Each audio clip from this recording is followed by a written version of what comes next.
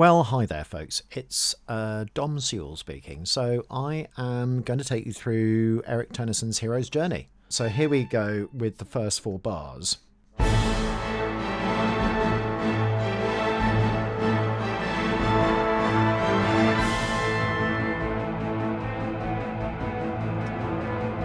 just going to stop it there. And we can see that the tune is going to come in the horns. So originally this was this.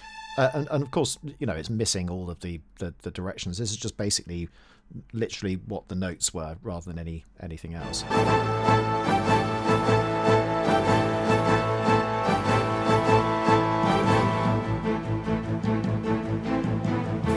It's 4 bars of A, and then we hear the tune in the same sort of thing. So to contrast that, we've just got basically sort of, let's call it ambient harmony. In the brass. So that's just this.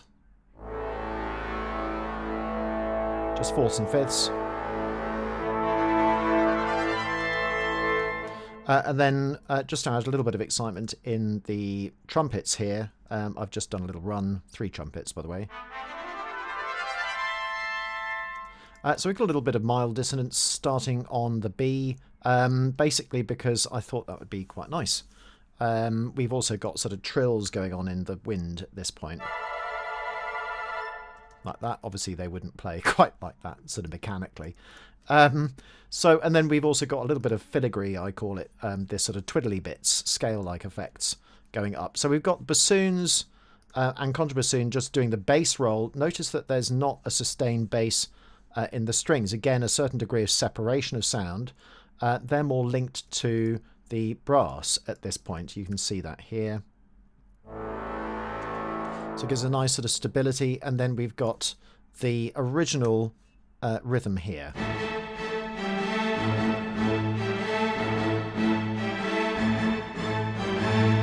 And each bar is subtly different from the last one. Here, obviously just 1 beat, suddenly 3 again, and then we've got the full whack at that point. Notice also, because cellos are the most powerful instrument in the strings, you can divide them into 2. That's absolutely fine. And generally speaking, that means that the second cellos go with the whatever the double basses are doing. Then I've gone for a unison thing. Of course, I can't just hide those staves there. So, you know, imagine that that's sort of not there, basically, by doing that. So then we've got a rhythmic pulsation happening after that as well. So that was basically the transformation of those 4 bars. Then we go into the main tune at bar 5. So this is what that was originally.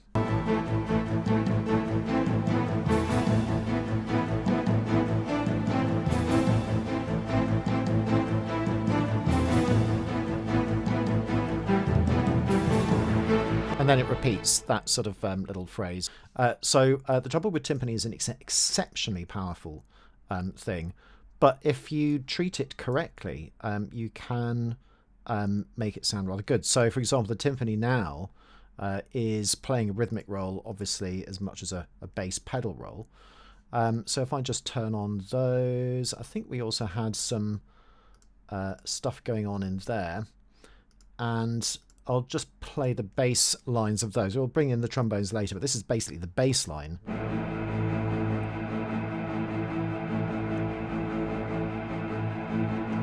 And you'll notice that here the cellos are going da, da, da, da, da, da, da, da, da. So there's a certain amount of cross rhythm, and depending on how the programmer's Simon's going to be doing it. So I'm going to be interested. We might have to discuss this, whether to have a da da da da da da da da. But then we've got also a cross rhythm with a double bass going ba ba ba ba ba ba ba ba ba ba. And basically what that is doing is it's counterpointing all of the tune. So we've got subtly different rhythms. I'll just do that.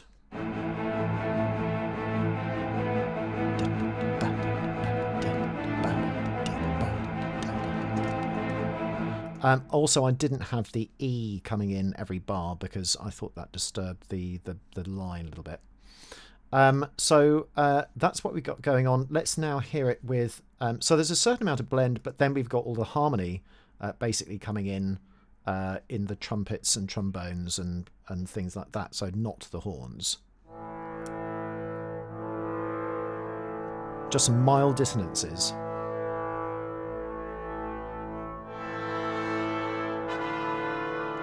Like that.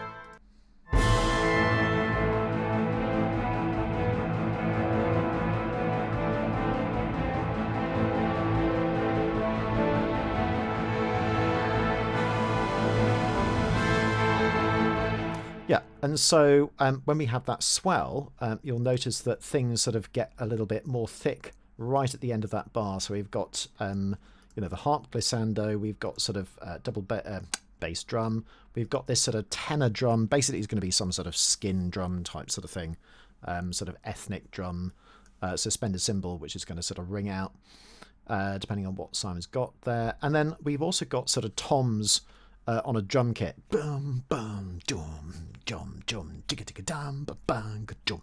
And obviously this is just an outline, a sketch, because if we get a real drummer to do it, then they'll be able to just sort of improvise on that at a sort of mezzo piano level. So maybe with those reed sticks, I can't remember what they're called, but them anyway.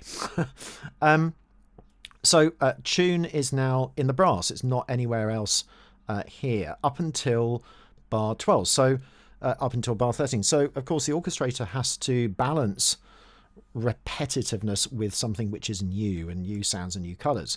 So at this point we do have the tune which is now in the violins, but we've also got it in the horns. So there's a certain amount of continuity and blend at this point. Notice that there isn't, that the horns are literally not doubled by the strings, it's just a separate thing above.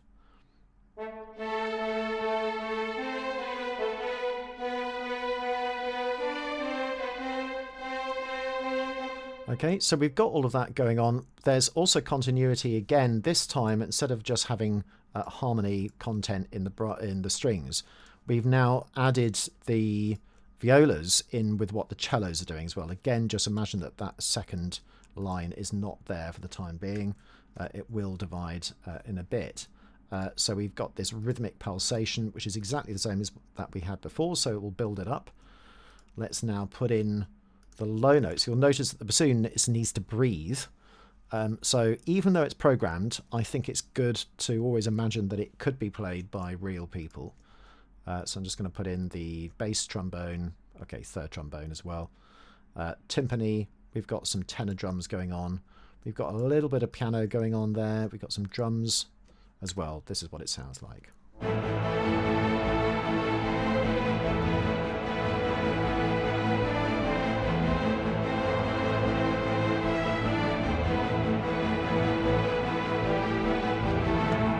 So relatively simple, and that means then that we've got all of the harmonic content which is going on here. So I'll play it with the tune.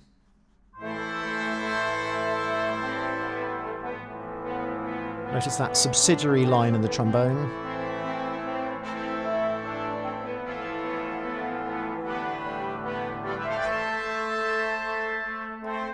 Yeah. So each time it happens, we've got slight variation with what's going on. So this time the rhythmic roll is still played with the strings because they have that bite and attack, and this time the trombones are going to have the tune.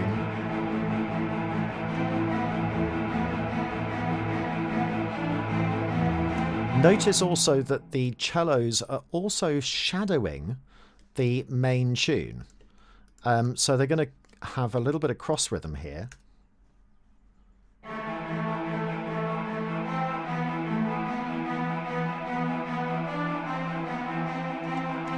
And because they're played on different timbres, it doesn't matter that some of them sort of coalesce a little bit. That sort of adds to the excitement. So again, 21 is building.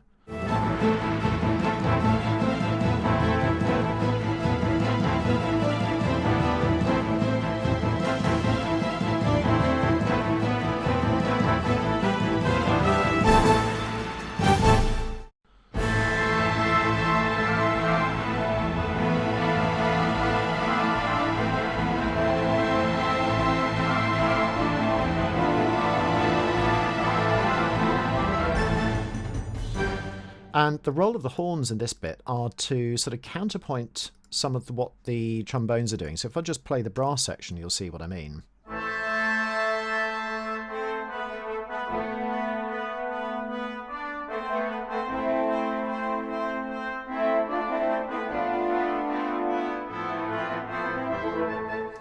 like that. We move on to the next section here, which is 33.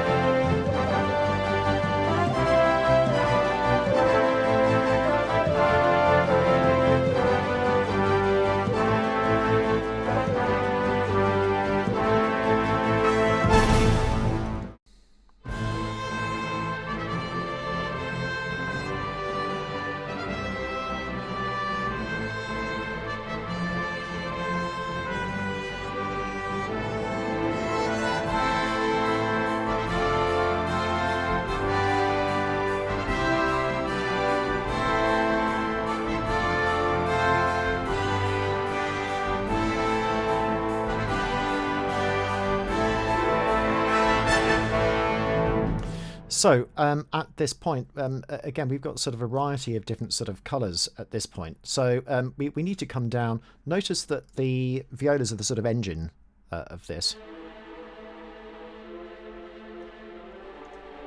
So really fast playing, sort of double, basically semiquavers, sixteenths at that point, where we got a nice solo trumpet which will punch through, and then just some mild sort of subsidiary line just with semitones, and the lower strings are just chugging away.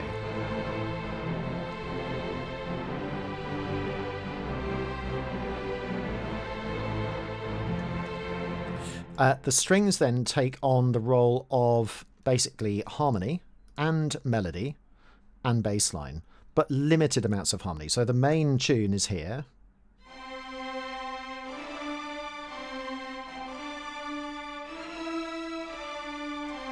So we've got violin 1, viola and the cello, so they're really powerful at that point.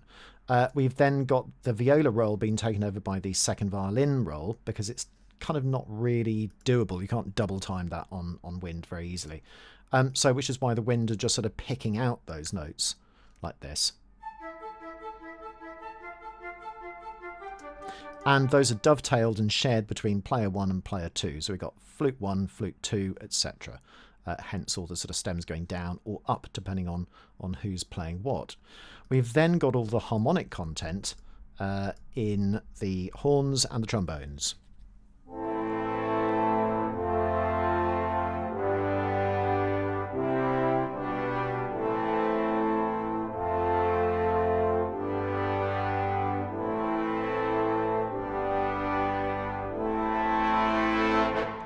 And it's quite classically orchestrated, so I've kept the sort of trombones almost like a sort of chorale, you know, with that sort of, and I'm trying to sort of emphasise quite often the fifth of the chord, because you get a slightly warmer sound, where we're doubling the fifth rather than the third, and I'm also trying to kind of avoid consecutive fifths all the time. It doesn't really matter, to be honest, because some of the time it sounds great, and there's absolutely no compunction to not have them. In this day and age at all. Absolutely fine. But also it helps support the trumpets as well in that brass. So we've got all of this sort of coming in at this point. And then of course at this point the drum kit's kind of kicking in with the beat. Notice also adding an extra octave right at the top. With that reiteration of the cadence at 48, 49.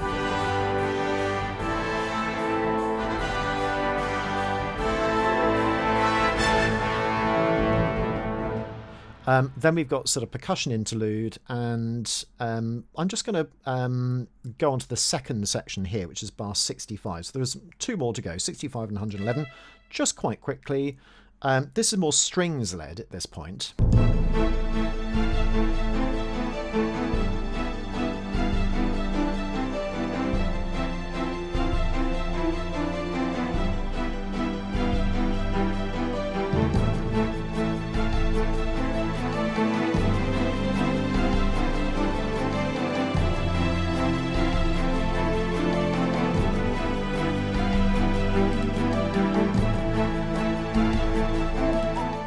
oftentimes when I receive orchestrations from Dom, I'm really inspired by them and I start to hear things that weren't in the original composition. And so I want to share an example of that collaborative process that happens. So here we go with the original orchestration.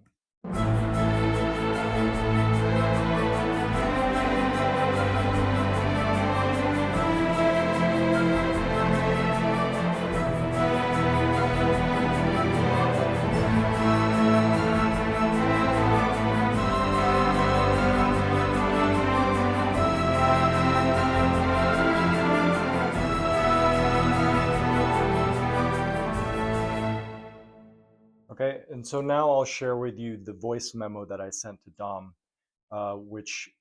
where I sang the trumpet line that I wanted to hear there. And it's kind of a guilty pleasure that I get to do this, like where I could just say, sing into a phone like something that vaguely sounds like something, be like, hey, like this is what I want. And then magically he just does it amazingly and makes it sound awesome. I really like it, but it does feel like a guilty pleasure. So I'll play that for you now. So starting bar 73, I'm hearing potentially some trumpet activity that adds to the drama of the section. And I'm also open to other rhythmic interests that can happen, maybe with the timpani matching the trumpets, just like giving a little bit more energy to the section. But here's an idea that I have. So I'm singing the trumpets.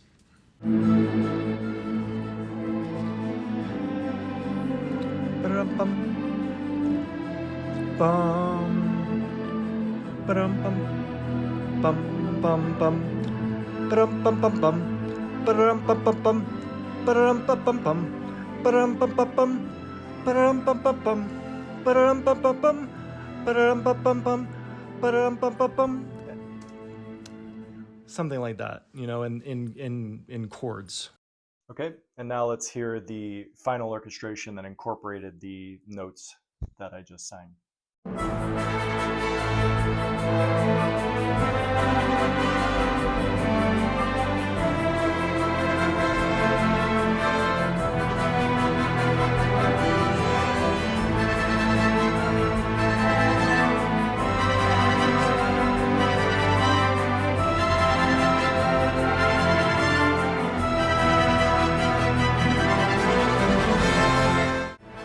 Probably needs a bit of explanation. So we've got the main tune here, which is this thing, the main sort of feature that we had before.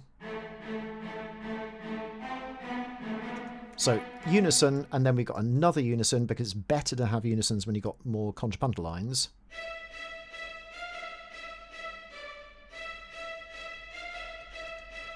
Then we've got the bass line, which actually has a rhythmic pulsation. They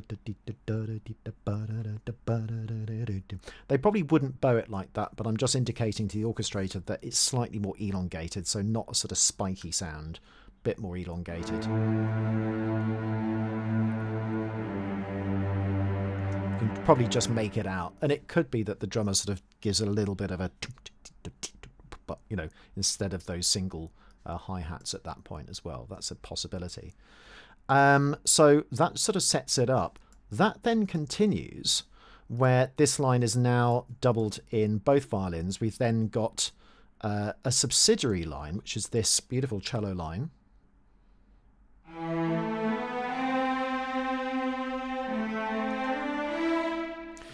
Which I've just simply doubled, and this is a blended sound with the horns.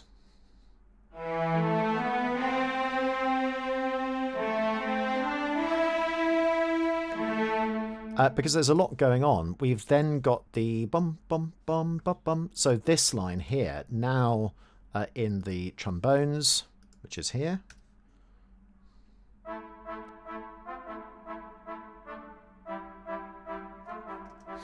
And that's also supported by some wind. It's quite rare actually to have trombones and wind.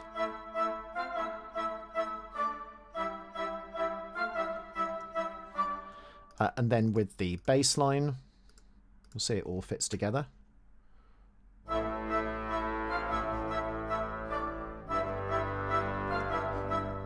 Now with the rhythmic parts.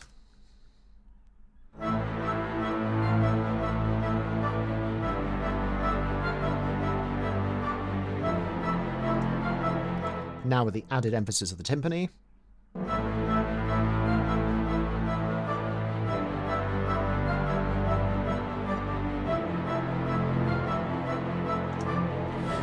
We've also got a shaker going on. Then as I said before, we've got that main tune. So now we'll see that that actually does kick through. It's not doubled anywhere else, interestingly.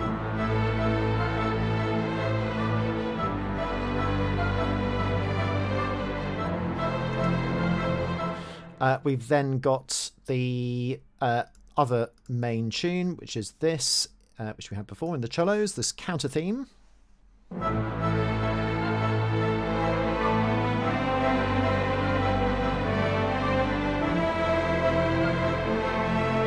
And then sort of for added fun, we've got 3 trumpets doing this sort of other line.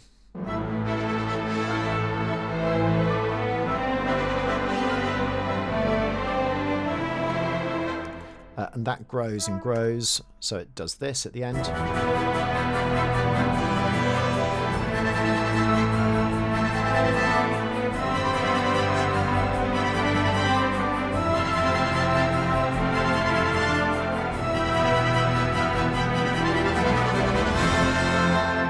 Yeah, and it's quite difficult not to sort of fill up the mid-range of this. So I've tried to keep it relatively free of things. So you'll notice there's none of those thick chords because there's so much going on. If you try and do that, it will just sound like a mush.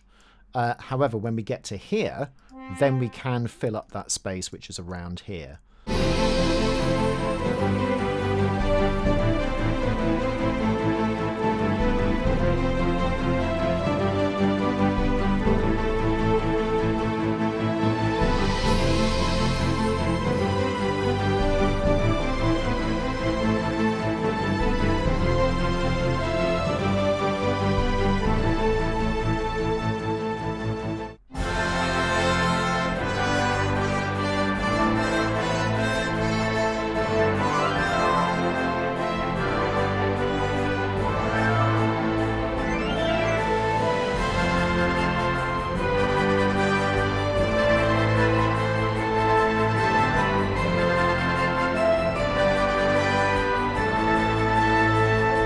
Go. Then we go into another section which is with guitar, mandolin, and that sort of thing. So it sort of lulls us basically to the final section.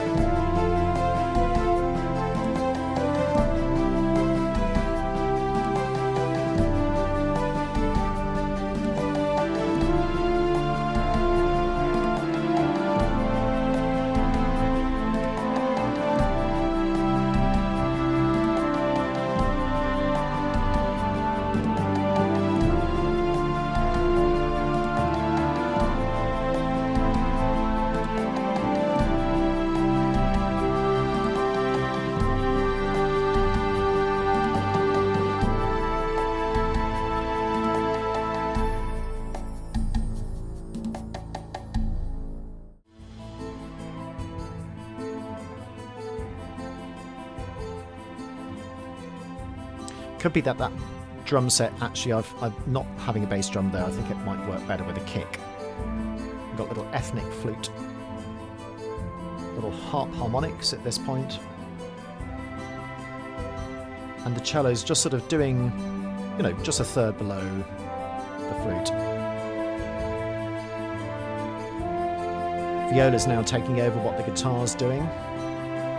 Horns and cello, classic.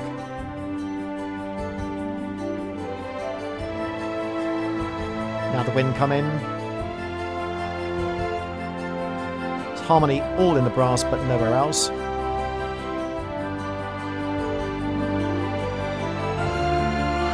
really goes ballistic here.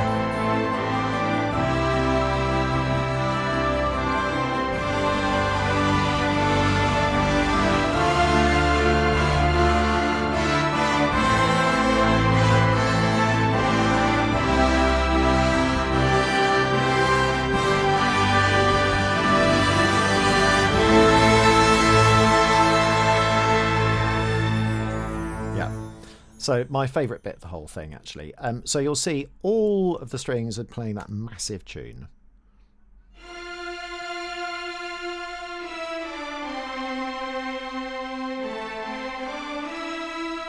So it's now blended this time. So we got Glock, we got piano, we've also got all of the horns. Here we go.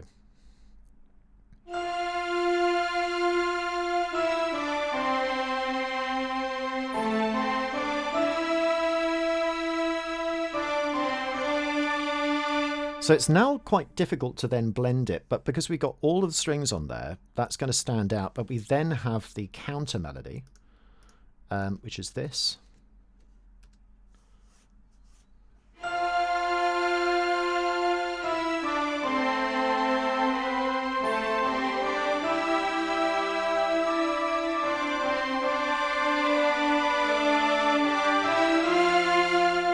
So you'll notice that that means that all of the harmonic content basically is now in the brass. And the bass line is the usual bass line. So we've got tubas, cello twos, double bass, timpani as well. So basically we've got everything apart from the percussion. I'll put even the guitar in. That's all sort of a harmonic roll as well. That's been sort of chugging along. Won't put percussion quite yet. Let's put contrabassoon also in there.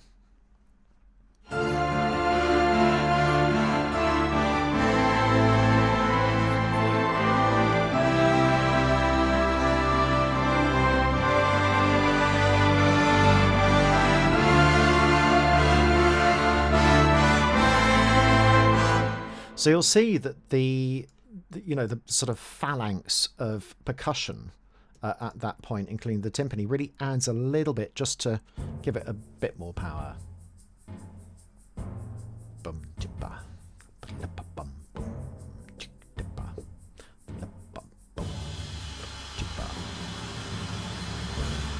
Yeah, we've got sort of big tam-tam sound. I'm looking forward to that when that's programmed. So here we go for the last bit.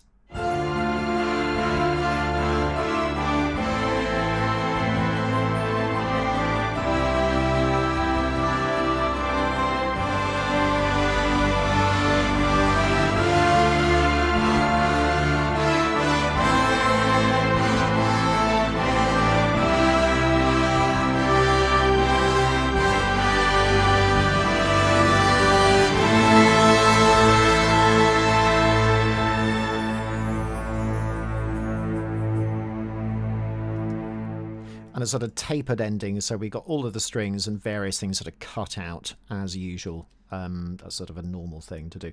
And then right at the very, very last bit, I've added trem strings because, of course, otherwise you wouldn't be able to hear them that well at that volume for that extended period of time. They need to kind of, really sort of go for it. I generally tend to avoid it in the cellos because I don't think it really adds much to their playing. It will cut through anyway. So there we go. There we have it. Look forward to the next one. See you on the other side.